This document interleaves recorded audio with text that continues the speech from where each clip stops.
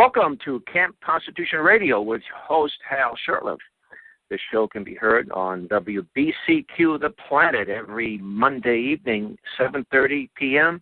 Eastern Standard Time from the beautiful Monticello, Maine. Well, as you know, if you've been a regular listener these past months, that this show is sponsored by Camp Constitution and Camp Constitution Press. Camp Constitution is a all-volunteer organization of freedom-loving individuals. And among other things, we run a week-long summer camp, which is actually coming up in just a few months, actually a month and a day, July 12th to the 19th. And we have Camp Constitution Press. We publish some books.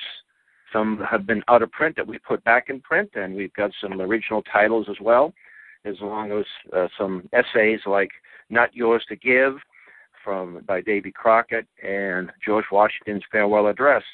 You can see that information at the camp bookstore by visiting our website, www.campconstitution.net. Now, this show is also archived on YouTube. If you just go to Camp Constitution's YouTube channel, you'll be able to get all of our shows. There's a few that we haven't posted up yet. We just put up the Titanic Heroes interview that we did of Benjamin and Katie Crosby. And anyone is welcome to, if you're interested in putting this show on a local station, on some internet blog, that's fine. Just let us know that you've done it. You've got our permission. We just want to get this information out. In our summer camp, this year's camp, we're going to have some guest instructors, including Mrs. Chris Ann Hall. And if you're not familiar with her, I suggest you go to her website. She is an expert on the Constitution. She travels all over the country. Just look at her schedule. I mean, it's amazing that she travels throughout the country giving lectures and presentations on limited government and freedom. And she's a real delight. She was a big hit last year at the camp, and not only did she request to come back, but she's been promoting it, and some of the people that she's been visiting over the the last year or so, are planning to come to this year's camp. So we're very grateful for that. Also, Tom DeWeese. Tom DeWeese was a guest on our show a few months ago. Tom is one of, if not the premier expert on Agenda 21 in the country. He actually has traveled all around the United States, warning people about Agenda 21. He's got a real network of activists, and he has an incredible job he does, but he's going to be giving a couple of classes. And then we have the Patriot Pastor, Garrett Lear, who will be giving some classes, and also musket training. He'll be bringing his replica musket, firing replica, and showing us how to load and shoot a musket. We're having an all-day field trip to the original site of the Boston Tea Party and the recently reopened Tea Party Museum, and a trip to the Massachusetts State House. So we still have openings. It's a family camp, so we have full families as well as unaccompanied minors and unaccompanied adults. So again, to visit www.campconstitution.net. If you go to our website, you will see a sponsors page. The sponsors page are people that have businesses that help make not only our show possible, but the camp program and the other things we do. If you'd like to be a sponsor, we're just looking for any donation, the $50 or more, and we'll put your business up there for as long as you want. You want to give me a call, please do so. I'm at 857-498-1309. We also have two Facebook pages, Camp Constitution. You can visit our Facebook pages and get updates of activities and events. So, well, this show is sort of on a sad note. A good friend of ours, a good friend of Camp Constitution, Sam Blumenfeld, as I'm doing this show Monday, late morning, which will be aired just in a few hours, Sam has been diagnosed with aggressive leukemia, and he's not expected to live much longer. He's almost 89 years of age, and he is a pioneer in the homeschool movement. And I visited with him just recently, and he's bequeathed his papers and writings in part to Camp Constitution. And we've been going over some of his unpublished items as well as some of his writings over the years, and we're very honored to have Sam a part of our camp, as well as be a friend. Sam was a close friend, and we ask for your prayers for those of you who have been touched by him, or if not, should be touched by him. Sam, in his long, productive life, became very interested in the reading issue. He was born in New York City in 1923, World War II veteran. He only spent a couple of years from March and April to May of 45 when the war ended. He was in northern Italy. In fact, I discovered a poem he wrote, a number of poems he wrote, but one of them was, and I'm not reciting the poem, but it was about when he was escorting some German POWs, and one of them looked kind of sick, so he offered him a biscuit, and the German soldier accepted and smiled, and Sam said he looked away. It was sort of a touching thing where these are the bad guys, but there's still a sense of humanity, and you help out, but he wasn't going to get too friendly with them. Of course, today there's many veterans of the United States that have established good friendships with former German soldiers, but back then it was a different story. Anyway, Sam was studied abroad. He studied in France, and he's a graduate of, I think it was New York City College, multilingual. I think he spoke several languages fluently: French, German, Spanish, even a little bit of Italian, and he actually told me he revisited some of the Italians he befriended during the war. He went back there some years later to see them again.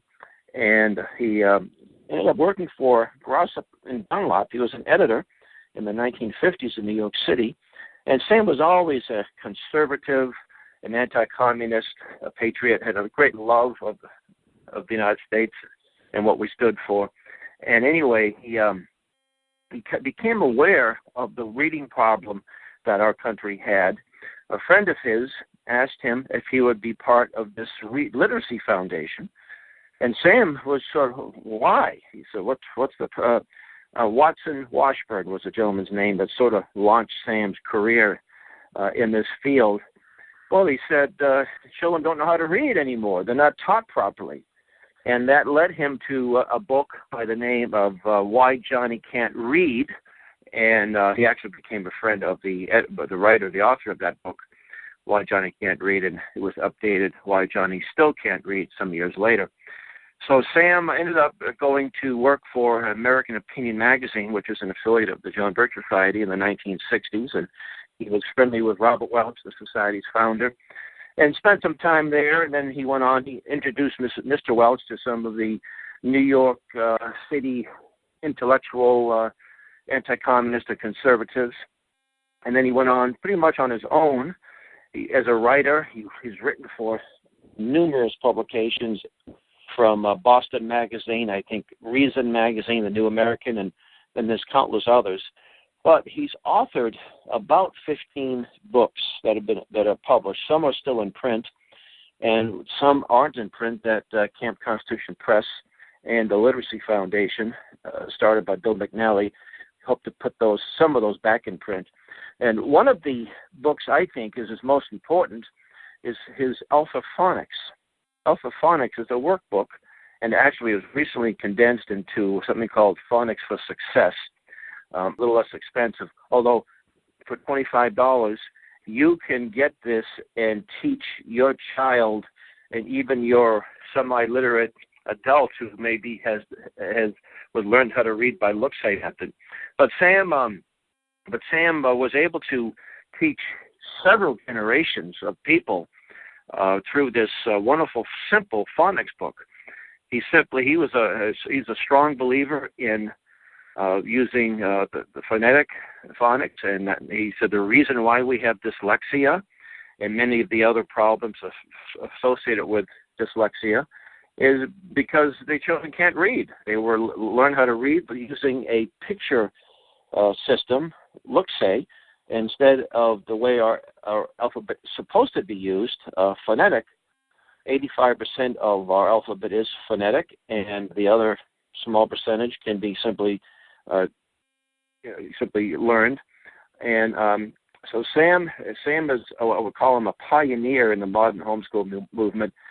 And interesting, he never thinks of himself in a very highly, he doesn't have a high regard for his legacy, because he said things are getting worse. If things were getting better, he might have something to say. But he actually, his legacy, not only did he help several generations and many generations yet to come learn how to read, but he taught people why the public schools are the way they are.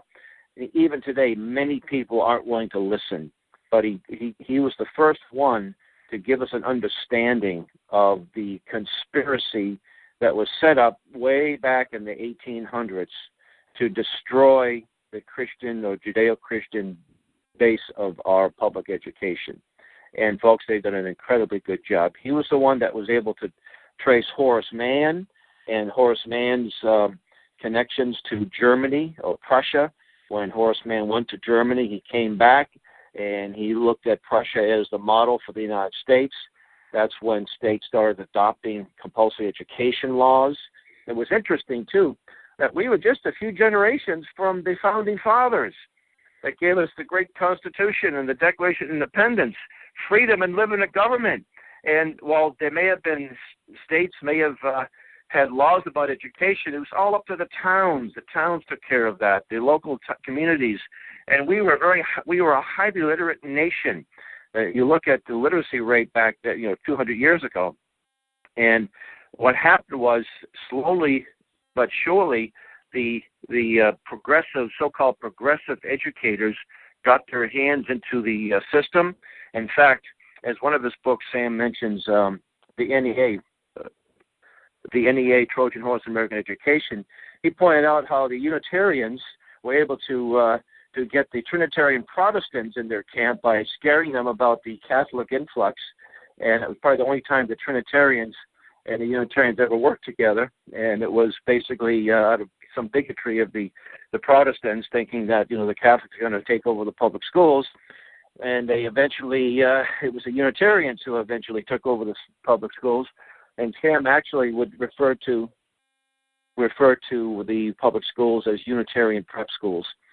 And I think that was appropriate. Now, I'm going to do a sort of a short review of some of his many books. I just mentioned a few of them. Alpha Phonics. And all of these books, some of them are not in print, but they're definitely available on Amazon. And one of the books, the most recent book, is called Crimes of the Educators. And when this book first came out, Sam said this is his swan song. And it's co-authored with Alex Newman. Alex is a young man. In fact, I spoke to Alex just yesterday, and he and Sam have not personally met, and I suggested that he pay him a visit up to Boston as soon as he can.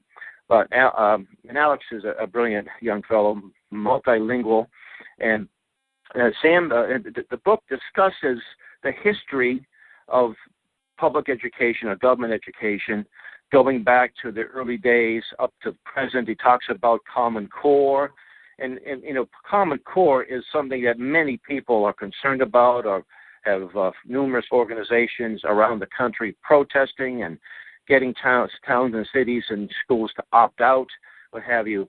But Common Core is really, for those of us who have understood this problem, we know it's just something of bad stuff on top of more bad stuff. I know a lot of good people think you can somehow save the public schools, but it's the philosophy. And Sam always talked about the philosophy of education. All education has a philosophy. And our public schools, our government schools, have a philosophy of humanism. And as long as that philosophy is there, you're going to have the problems that you have. Humanism deifies man and negates God and the supernatural. And it's been very effective in turning out generations of atheists and agnostics, immoral, amoral individuals. And as Robert Rushdoony said, and Rushdoony, by the way, was a mentor of Sam's in his Christian walk. But Rushdoony said, I'm paraphrasing him, that that people look at the results of public education and think that something has gone wrong, and just the opposite. what we see are the results that they want. So, because intelligent people who try something and it doesn't work, well, they realize it doesn't work and they go on to something else. But we know that this doesn't work, yet it is ingrained in our education. The look-say method, the teaching methods they've adopted.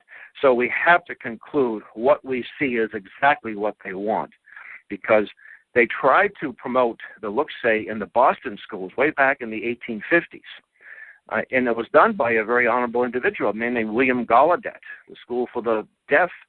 He formed a look-say method of reading, because deaf people obviously can't hear sound. So it was a perfect method to teach deaf people. And he thought this could be used in schools to teach people who have hearing. And after 2 years in the Boston schools, it was a dismal failure. So we know, and that was back in the 1850s. And if you read Sam's books, you'll understand that it was brought back to life in the 1930s, and with the Dick and Jane Reader, and here we are stuck with it all these years later. So anyway, Crimes of the Educators, it's a hardback book, and it is a great history of public education, government education, and also solutions too, by the way. It's not just more bad news. So that's highly recommended. But I think the first book I read of Sam Blumenfeld's was the NEA, Trojan Horse in American Education, the first full-length expose of the National Education Association. And this book was published by the Paradigm company in Boise, Idaho, and I think it may be back in print. Another entity might be publishing it. It was first written in 1984, where Sam goes into the history of the NEA, and the NEA is the largest labor union in the country. It is one of the most powerful. And I'm just a few commentary here.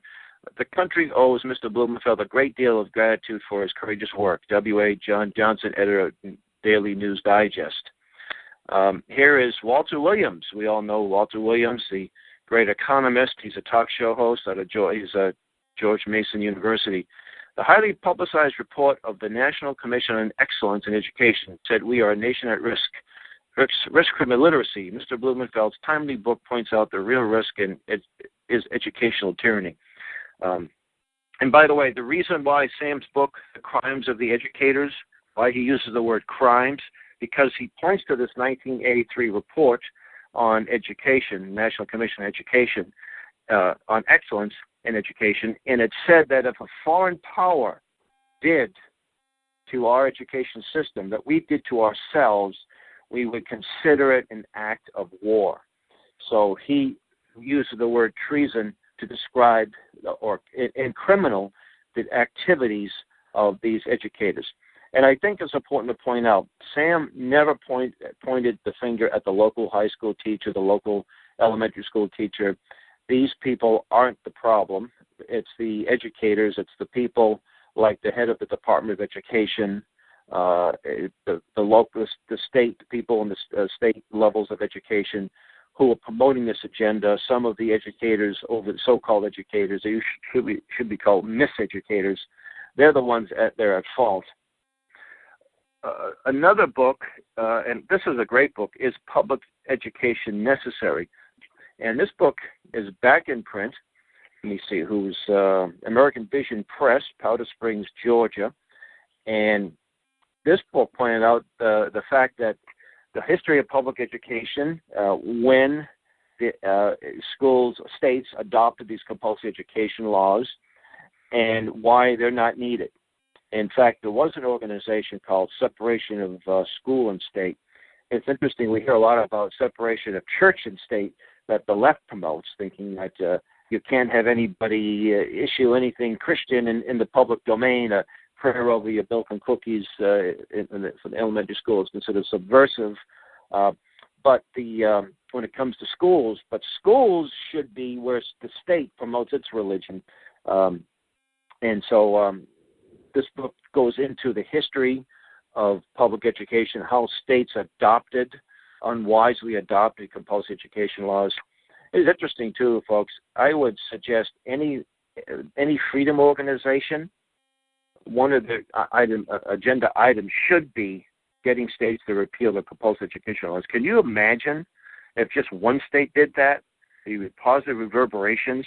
You imagine the grip they have on the American family, the fact that your whole life, if you have children, your whole life revolves around the public school calendar. When you take vacations, when you take your 3-day vacations, summer vacations, everything you do revolves around that public school, something that we didn't have up until the 1850s. Massachusetts, where I'm from, was the very first state to do this, and you've seen over the years what's happened and the power they have, and it's not just in the educational realm too. For example, since Massachusetts passed the so-called same-sex marriage, the schools now have a compelling interest to promote the homosexual agenda because of the same-sex marriage. And when you see Common Core, the Common Core curriculum has these questionnaires. They want to know everything about your child. If you didn't have a compulsory education laws, this wouldn't be an issue. These bullies in pinstripe suits, these so-called educators, these Harvard-trained and Ivy League-trained psychologists and psychiatrists would have no control over your children and over you and over your family. That's how important this is. And how would a body of legislators know what is right for your child? How many hours they should get formal instruction? How many days they should? Why should they have that much power over you and your family? But they do, folks. We call ourselves a free country, yet we've allowed this to happen, and it happened a long time ago. In fact, it's to the point where people don't even give it a second thought. We've lost that ability to be free. And even a lot of people who are in the Patriot community say, oh, no, we can't repeal that. What would happen? What would happen is that people would be responsible for themselves like the way it should be. And we would be, in my opinion, a much more highly literate society. And there would still be plenty of schools and there'd be plenty of educating, but it would be market-driven. It wouldn't be driven by the state. It wouldn't be thousands of dollars each per pupil to put them in a dangerous, not just dangerous psychologically, but physically environment where they're drugged down and dumbed down. That would come to an end. So anyway, so that's an important book, Is Public Education Necessary? Another book that How to Tutor. This is one of his earliest books, and I think it may be back in print. I have some of the early hardback editions, but it gives instruction in how parents can help their children learn basic reading, writing, and arithmetic, and he has little guidelines.